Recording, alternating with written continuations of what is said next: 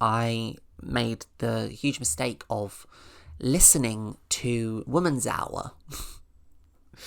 If you don't know, Woman's Hour is it's a show on BBC Radio 4, which is like a magazine style show. It's been very long running and it's dedicated to women's issues, but mainly straight white cis women's issues, you know?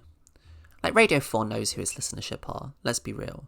I'm not an active listener of it, but I definitely dip in and out, and I definitely dip in and out when trans issues are being spoken about, because I like to know what their point of view is on what's going on, and I'm interested in how such a banner, prestigious women's magazine show is addressing transgender rights. And over the past 10 or 15 years that I've been checking in on it, I have to tell you, I believe that it has been doing an abysmal job. I do not think that Women's Hour cares about trans people particularly at all. The way they speak about us is crazy. I think Women's Hour definitely has a very clear agenda. And it has done throughout the years, and this particular episode, that is obviously about the Supreme Court ruling and what it means for trans people.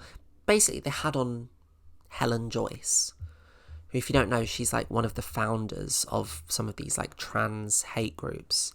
And she is pretty instrumental in this Supreme Court ruling going the way it did, She's honestly, in my opinion, a despicable person. I don't think her intentions are pure at all. I don't think she genuinely cares about the plight of her fellow women. I think she just honestly hates trans people.